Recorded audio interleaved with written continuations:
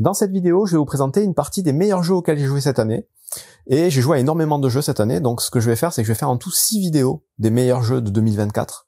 Je vais catégoriser ça par difficulté et par jeux sortis en France ou à l'étranger. Parce que j'aime bien aller chercher, du coup, vous avez peut-être vu si vous suivez un peu la chaîne, les jeux un peu sortis de nulle part, à droite et à gauche, aux quatre coins du monde, qui sont pas encore nécessairement édités ou sortis en français, qui sortiront pour la plupart plus tard, pour d'autres qui ne sortiront peut-être jamais en français. Et voilà, j'essaie de dénicher toujours voilà, des petites pépites à droite à gauche. Donc je sais que ça intéresse pas tout le monde, donc je vais faire voilà une partie pour ce qui est trouvable facilement, on va dire, en France, et une partie pour ce qui va être un peu plus compliqué à trouver, en tout cas pour l'instant. Donc dans cette première vidéo, ça va être les jeux les plus faciles sortis en français.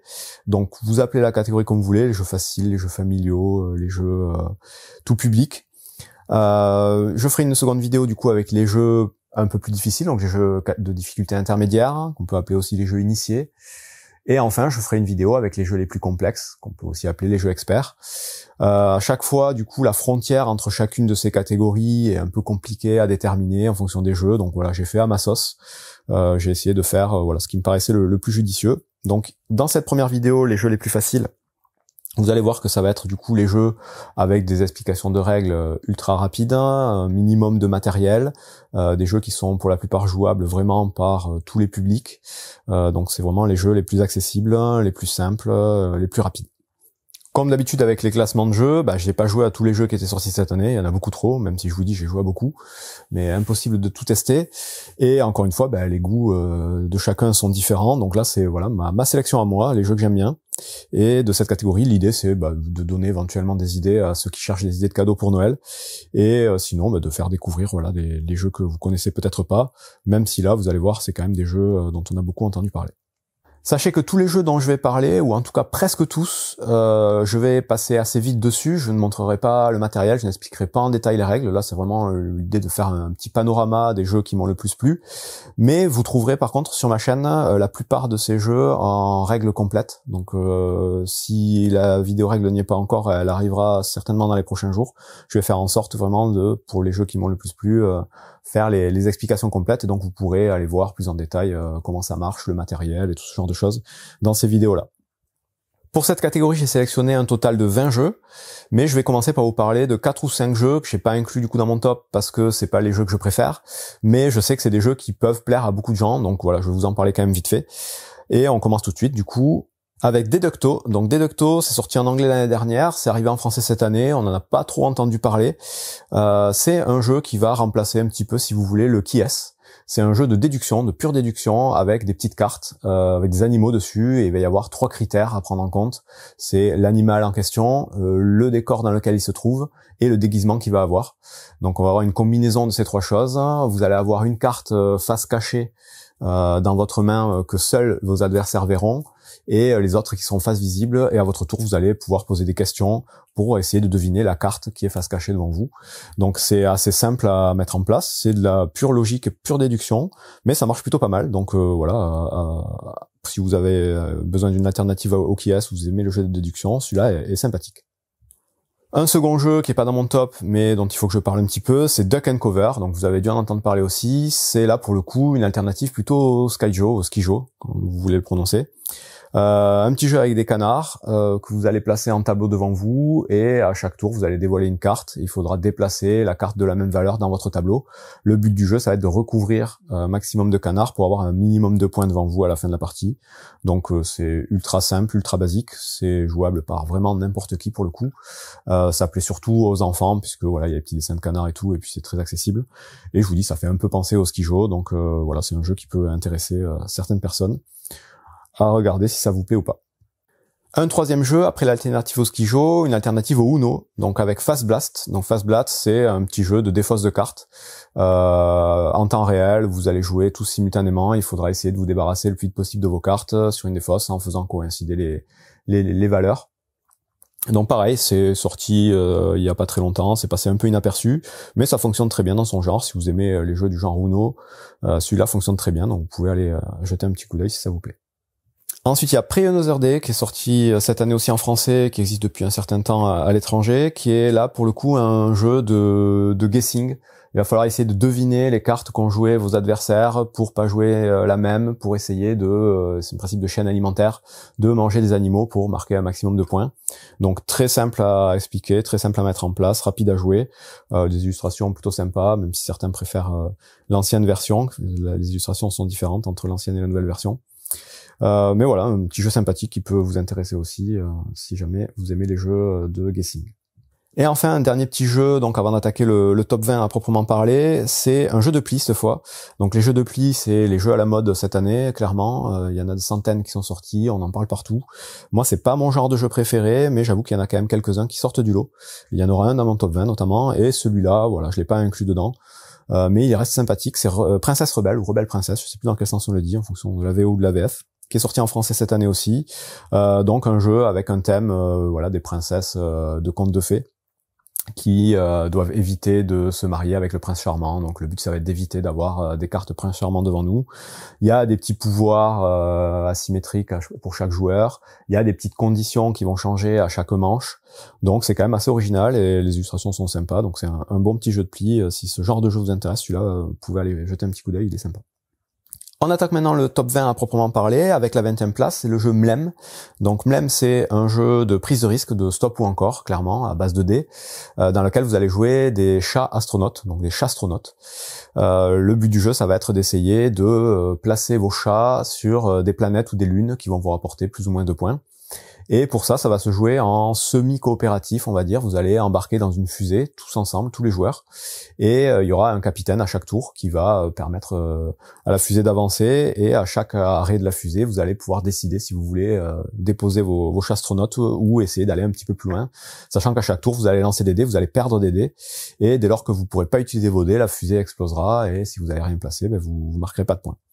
Donc voilà, simple jeu de stop ou encore, mais avec un super matériel, un beau tapis néoprène, voilà, des belles illustrations, voilà, des chats, c'est un peu particulier, mais le jeu fonctionne très bien. Si vous aimez les jeux de prise de risque, de stop ou encore, celui-là est sympa.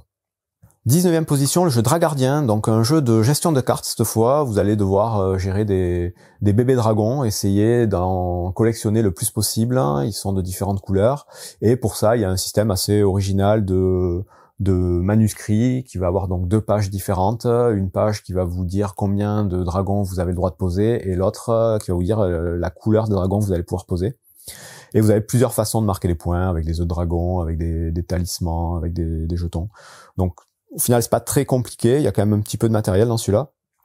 Mais je trouvais ça suffisamment original et puis assez sympathique. Donc voilà, 19e position, Dragardien.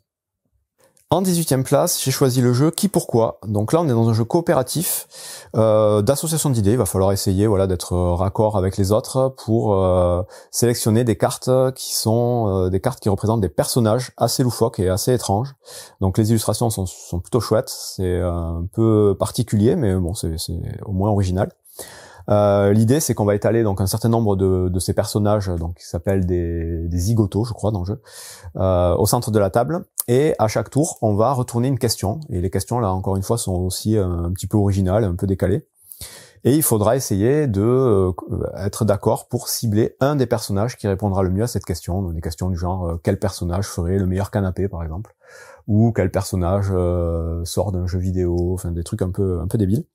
Et il faut réussir, voilà, par association d'idées, en fonction des illustrations des personnages, à choisir simultanément, à la majorité en tout cas des joueurs, le même personnage pour le mettre de côté et avancer dans la partie. Si on n'a pas la majorité, on n'est pas la majorité à avoir choisi le même personnage, dans ce cas-là, on perd un point et on a un certain nombre de points. Si on en perd trop, ben on perd la partie. Et sinon, on va arriver à la finale où on va placer tous les personnages qu'on a sélectionnés communément pour faire un dernier tour où il faut tous être d'accord. Bon voilà, c'est un petit jeu d'association d'idées coopératif, plutôt sympathique et sympa au niveau de ses illustrations. 17e position, il y a le jeu Fireworks qui est sorti cette année, qui est sorti un peu plus tôt à l'étranger sous le nom de Skyrockets. Là, si vous connaissez Kites par exemple, c'est sa suite, on va dire directe, un peu boostée, un peu améliorée. C'est un jeu aussi coopératif en temps réel à base de sabliers et de petites cartes. L'idée, c'est qu'il va falloir retourner les sabliers, faire en sorte que les sabliers ne s'arrêtent jamais. Et pour pouvoir les retourner, il va falloir jouer des cartes de notre main aux couleurs des différents sabliers. Donc les sabliers ont chacun une couleur. Et à chaque fois, en fait, dans cette version-là, vous allez avoir des missions différentes, donc des façons de jouer différentes, qui seront des contraintes la plupart du temps, qui rendront le jeu plus ou moins compliqué. Et voilà, tout le monde joue en même temps. C'est un bon petit jeu familial, assez original aussi, avec des sabliers. Donc sympathique, Fireworks numéro 17. En 16e place, Once Upon a Draft. Donc là, on est dans un jeu de cartes un peu hybride entre le jeu de draft, comme son nom l'indique, le jeu de pli, parce qu'on va jouer à un moment donné une phase de pli, et le jeu de collection de cartes, parce que les cartes qu'on aura sélectionnées au draft vont nous faire marquer des points. On est dans un univers de contes de fées, où tous les personnages de différents contes de fées ont été mélangés, donc au niveau du thème et des illustrations, c'est plutôt sympa. Et le but du jeu, ça va être de marquer un maximum de points en collectionnant des petits jetons. Donc il y a des cœurs, il y a des diamants, je crois, et des étoiles. Les étoiles valent plus de points que les cœurs, qui valent plus de points que les diamants. Et donc chaque carte va faire scorer différemment en fonction de la phase. En phase de draft, on sélectionne juste les cartes. Ensuite, phase de pli, on va jouer les cartes les uns après les autres. Et en fonction de ce qu'on a joué, on pourra marquer certains points. Et enfin, toutes les cartes qu'on aura sélectionnées vont nous faire à nouveau marquer des points dans une troisième phase. Donc voilà, c'est original, un peu chaotique, on maîtrise pas trop ce qu'on fait, mais ça reste sympathique pour jouer en famille, c'est plutôt sympa. En 15e position, le jeu de pli dont je vous parlais tout à l'heure, donc c'est Robotrick. Robotrick, c'est un des meilleurs jeux de pli que j'ai pu tester ces derniers temps. Et il a un seul vrai défaut, c'est pour ça que je l'ai mis que 15e, c'est qu'il ne peut se jouer que à 3 joueurs, et uniquement 3 joueurs. Et donc ça, c'est quand même assez contraignant, et c'est dommage, parce que si vous arrivez à être 3 joueurs, c'est quand même un super jeu, dans lequel le twist, c'est que il y a à chaque fois donc un 4e joueur, qui est un robot, un automa fictif. Et ce joueur-là, on voit toutes ses cartes et on sait, à partir d'autres cartes, à peu près comment il va jouer. Et donc, il faut anticiper ça pour jouer ses propres cartes. Et du coup, ça en fait un jeu super original et très efficace dans son genre. Donc, si vous aimez les jeux de pli, celui-là, il faut absolument l'essayer au moins une fois. Il est très cool. 14e position, je choisis le jeu Bombbusters. Donc Bombbusters c'est sorti il y a pas longtemps, c'est un jeu coopératif là aussi, un jeu de déduction coopératif dans lequel on est des démineurs, des amorceurs de bombes. On va avoir devant nous donc un certain nombre de fils de couleurs différentes qu'il va falloir couper par paire de valeurs identiques en fonction des joueurs. Donc c'est un jeu qui est évolutif, il y a plusieurs règles qui vont se rajouter au fur et à mesure que vous avancez. Ça se joue sous principe de mission. Au total, je crois qu'il y a 66 missions dans la boîte. Donc en termes de rejouabilité, c'est quand même pas mal. Il y a des petits défauts quand même, notamment au niveau de la mise en place. Donc il faut à chaque début de mission distribuer un assez grand nombre de petites tuiles de fil qu'il faut mettre dans son chevalet, qu'il faut placer par ordre croissant. Donc c'est quand même un peu fastidieux. Malgré tout, voilà, ça fonctionne très bien. Si vous aimez les jeux de déduction coopératifs, c'est assez chouette. Il y a des petites cartes avec des pouvoirs et je vous dis, il y a plein de petites règles et de petites surprises dans la boîte. Donc un bon petit jeu, pas nécessairement le blockbuster ultime que certains ont l'air de dire, mais c'est sympathique. En 13e position, je choisis le jeu Écosystème Savane. Donc là, c'est un jeu de construction de tableaux. Donc j'aime bien ce genre de jeu, c'est pour ça que je l'ai mis là. Un jeu de draft et de construction de tableaux assez simple, donc c'est dans la gamme écosystème. Il y a déjà eu écosystème forêt, écosystème océan qui sont sortis les années précédentes. Donc celui-là c'est le nouveau, qui est un peu plus complexe que les deux autres. Le but du jeu, donc comme je vous dis, c'est de construire un tableau de cartes devant soi en draftant tout simplement des cartes. Donc on distribue un certain nombre de cartes en début de partie à chaque joueur. On choisit une carte, on la met devant soi, on la pose, on fait passer le tas à son voisin et on recommence ça un certain nombre de fois jusqu'à avoir un tableau de, je crois, 20 cartes au total. Et évidemment, les cartes, il va falloir les poser judicieusement les unes par rapport aux autres pour scorer des points. Et là, le principe, c'est que on va prendre en compte la chaîne alimentaire. Donc, on est dans la savane, il y a des zèbres, il y a des girafes, il y a des guépards, il y a aussi des vautours et des hyènes qui vont manger les cadavres. Donc, il y a un ordre de scoring à respecter. Et du coup, c'est un peu plus stratégique et un peu plus casse-tête pour scorer. Mais ça reste ultra efficace, très simple à prendre en main et donc un très bon jeu de cartes. En 12e position, le jeu Sink or Swim. Donc Sink or Swim, c'est pareil, c'est sorti l'année dernière en VO, ou il y a peut-être même 2 ans, et c'est arrivé en français cette année. Et c'est un jeu d'ambiance, clairement, coopératif encore une fois, dans lequel vous allez devoir faire de la natation synchronisée. Donc ça se joue avec une application qui va vous donner des contraintes au fil des missions. Il y a plusieurs missions à faire. Et le but du jeu, ça va être de respecter les conditions que va vous donner l'application. Donc il faudra jouer des cartes de même couleur ou des cartes de couleurs différentes, des cartes de main gauche, de main droite, enfin il y a plein de petits trucs. Et c'est en temps limité, donc ça met un peu le speed, un peu la pression. Mais ça fonctionne très très bien, donc c'est un très bon jeu d'ambiance, assez original, je vous dis, avec cette petite application qui vous donne un score à la fin de chaque manche. Donc un bon petit jeu dans son genre. En 11e position, j'ai choisi le jeu The Gang. Donc The Gang, ça arrive le 6 décembre, donc la vidéo sera peut-être postée un peu avant. Donc voilà, j'ai joué en amont, donc je peux vous en parler. C'est le fameux jeu de poker coopératif, donc Texas Hold'em, mais en coopération. Donc l'idée est assez brillante, j'avoue. Le principe, c'est qu'il va falloir essayer de, entre tous les joueurs, réussir à classer nos mains de poker de la plus forte à la plus faible. Et ce, en plusieurs manches comme au poker. Donc on va d'abord avoir nos 2 cartes en main, ensuite on aura les 3 cartes du centre, puis le turn, puis la river. Et à chacune de ces phases, il va falloir prendre des jetons de poker de valeur plus ou moins élevée. Pour se positionner, il faut réussir à gagner 3 fois pour gagner la partie. Si on perd 3 fois, on perd la partie. Et en fonction de si on gagne ou on perd à chaque manche, on va tirer des cartes qui vont soit nous aider, soit nous désavantager. Donc ça fonctionne très bien, mais je pense que voilà, c'est un jeu qui s'adresse surtout aux gens qui aiment bien le poker, qui connaissent un petit peu les mains de poker, même si tout est réexpliqué dans le jeu.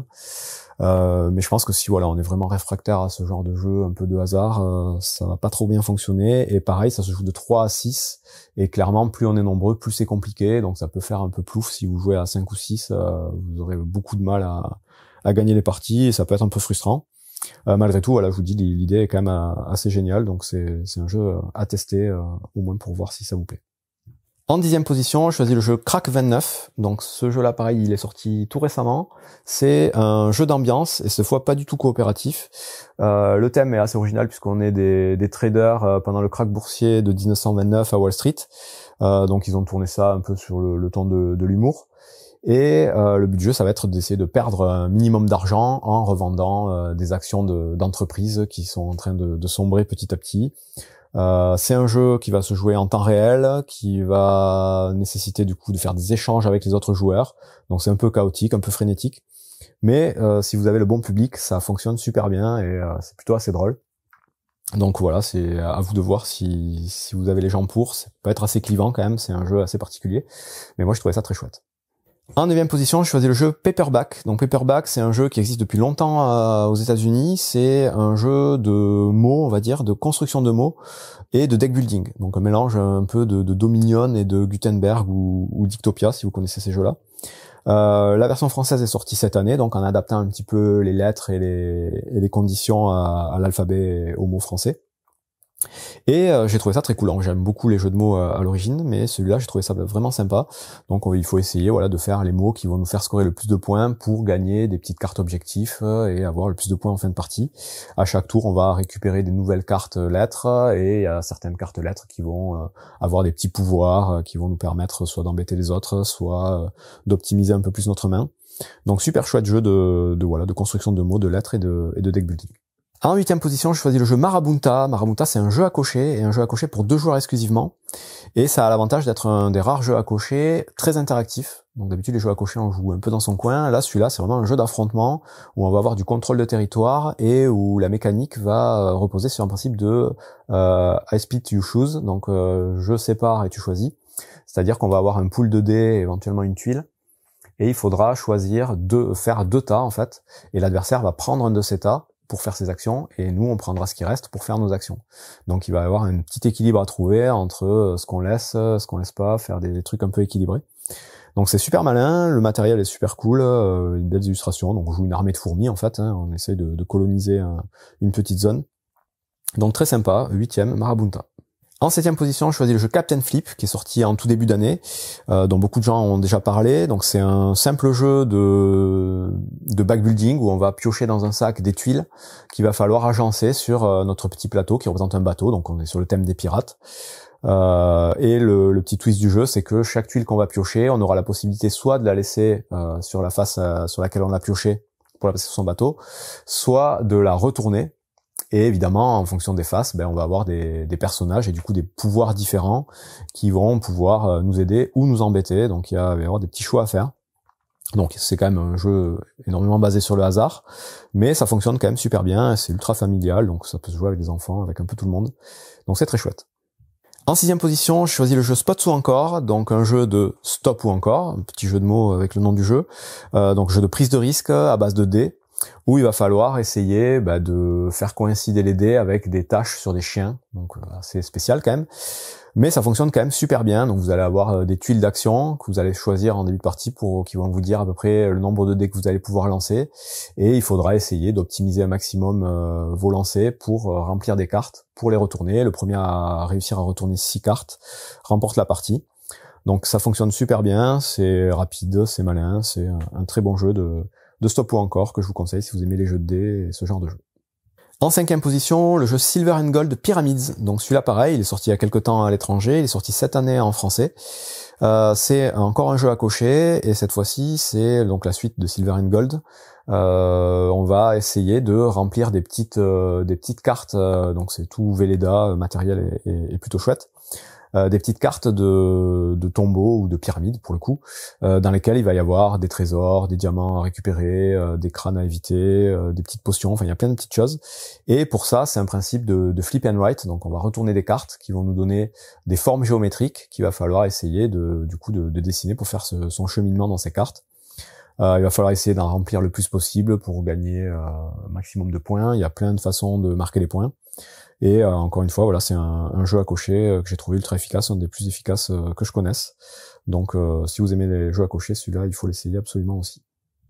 4e, le jeu Link City. Link City, c'est un jeu coopératif, un jeu, on va dire, d'association d'idées un petit peu, dans laquelle vous allez devoir construire une ville. Donc vous êtes au service d'urbanisme avec le maire et tout ça. Vous allez avoir donc des tuiles qui vont représenter différents types de bâtiments de la ville. Vous aurez 4 tuiles qui seront positionnées en début de partie. Et ensuite, il va falloir, en équipe, sélectionner un certain nombre de nouveaux bâtiments et décider où est-ce qu'on va les placer. Et il faudra les placer de façon, on va dire, intelligente en fonction des bâtiments déjà en place. Et donc, il va y avoir vraiment un principe d'association d'idées. Il va falloir essayer de deviner ce que un des joueurs a associé, on va dire, à quel endroit il a décidé de placer tel ou tel bâtiment. Mais il faudra qu'on soit d'accord avec lui. Et du coup, ben voilà, il faudra faire attention, placer l'école à côté du magasin de bonbons ou les pompiers à côté de l'usine ou j'en sais rien. Ça a l'air tout bête. Il y a énormément de bâtiments différents dans le jeu, mais ça fonctionne super bien et c'est le genre de jeu qui prête à débat. Ah non, mais moi j'aurais vu ça plutôt là ou plutôt là. Souvent on se marre parce qu'on a des associations d'idées un peu débiles. Et du coup, ben ça en fait un petit jeu d'ambiance et d'association d'idées qui fonctionne très bien et qui est assez original. En 3e position, on arrive dans le top 3, donc j'ai choisi le jeu Link, qui est en fait une réédition d'un vieux jeu.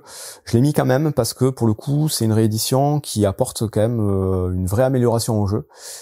C'est encore un jeu d'association d'idées, donc un jeu de mots, dans lequel il va falloir, il y aura 2 joueurs qui seront des espions et les autres joueurs qui devront trouver qui sont ces joueurs. Les espions vont avoir des mots en commun sur des petits carnets, en fait, c'est là où l'édition a été améliorée. Et le but du jeu, en fait, ça va être à chaque tour que chaque joueur dise un mot. On va faire 2 tours de table comme ça. Et le but du jeu, c'est que les 2 espions réussissent à se retrouver avec les 2 petits mots qu'ils auront dit, qui doivent être du coup liés aux mots qu'ils auront sur leur petit carnet. Et les autres joueurs vont essayer de comprendre les mots que les autres essaient de se faire passer pour essayer de les démasquer. Donc bon, expliquer comme ça, c'est pas très clair, mais pour moi, voilà, c'est un des meilleurs jeux d'association d'idées, des meilleurs jeux de mots qui existent depuis longtemps. Et cette nouvelle édition améliore encore le principe. Donc je vous conseille, si vous aimez ce genre de jeu, vous avez la vidéo règle sur la chaîne. En 2e position, je choisis le jeu Naishi. Donc Naishi, c'est un jeu qui se joue que à 2. C'est un jeu de construction de tableau, on va dire, de gestion de cartes, où il va falloir optimiser les cartes qu'on va avoir devant soi. On va commencer avec donc 5 cartes posées devant nous et 5 cartes dans notre main. Et la position des cartes sera importante. C'est tout le principe du jeu. On n'a pas le droit de déplacer les cartes. En fonction de comment les cartes vont être placées les unes par rapport aux autres, on marquera plus ou moins de points. Et on a une rivière au milieu de la table qui est commune aux 2 joueurs. Et à chaque tour, on va devoir échanger une carte d'une de nos positions avec une des cartes du centre. Et il y a des petits pouvoirs aussi annexes qui vont venir un peu parasiter tout ça. Franchement, c'est très malin. Et c'est un jeu qui se joue quand même assez vite et qui est à la limite du jeu initié, on va dire, du jeu un peu intermédiaire. C'est quand même plusieurs façons de scorer en fonction des cartes qu'il faut retenir au début, mais c'est quand même assez simple à comprendre. L'iconographie est plutôt sympa, le matériel est joli, donc voilà, un très bon jeu de gestion de cartes que j'ai beaucoup aimé. Et enfin, en première place, donc, des jeux sortis en France cette année, 2024, dans la catégorie des jeux faciles familiaux. J'ai choisi le jeu Château Combo, donc pas de grosse surprise pour le coup. Si vous vous intéressez un peu au monde du jeu, vous avez dû en entendre parler. C'est là encore un jeu de construction de tableau, donc c'est un peu à la mode hein, cette année, il y en a beaucoup. Donc un jeu dans lequel il va falloir faire un tableau devant vous de 3 cartes par 3 cartes, donc 9 cartes au total, que vous allez pouvoir recruter parmi 2 tas de cartes. Donc il y aura les cartes de nobles, donc les cartes du château, et les cartes du village, donc les paysans. Et à chaque fois, du coup, il y aura un petit messager qui va passer d'un tas à l'autre, et ça vous dira dans quel tas il faut choisir. Vous allez devoir gérer du coup de la monnaie pour pouvoir acheter les cartes, et des clés qui vont être des sortes de jokers qui vont vous permettre soit de changer les cartes, soit de déplacer le messager. Et chaque carte a une condition du coup de scoring en fonction soit de sa couleur, soit de ce qui est à côté. Enfin, il y a plein de façons de marquer des points. Et c'est malgré tout super simple à comprendre, super efficace. Ça se joue facilement avec des enfants, je pense à partir de 7-8 ans sans problème. Et voilà, ça invente rien, mais ça marche très bien, les illustrations sont sympas, donc voilà, Château Combo numéro 1 de ce classement. Et c'est tout pour ce premier classement des meilleurs jeux de 2024, donc encore une fois, les jeux qui sont sortis en France, qui seront du coup facilement trouvables, et parmi les jeux les plus faciles, donc première catégorie. Un top 20, je ferai donc rapidement le top 20 des jeux intermédiaires, donc un peu plus compliqués, qui ratissent un plus large panel, on va dire, de jeux. Et après, je ferai les jeux experts. Je sais pas encore combien il y aura de jeux dans les jeux experts. Donc tout ça pour les jeux sortis en français. Et après, ou en parallèle, je sais pas dans quel ordre je vais les sortir, les vidéos, je ferai la même chose avec les jeux sortis à l'étranger. Donc des jeux qui seront certainement moins connus, certainement beaucoup plus compliqués à trouver, en tout cas dans un premier temps, mais qui, je pense, pour la plupart, arriveront à un moment ou un autre en français aussi. Donc ça peut être voilà une bonne façon de voir ce qui va sortir prochainement. Et il y a des jeux dans le tas qui sont vraiment très cool aussi. J'espère que ces classements vous intéresseront, vous seront utiles pour remplir la hotte du Père Noël ou pour voir un petit peu ce qui est sorti, que vous auriez éventuellement raté. Bon jeu!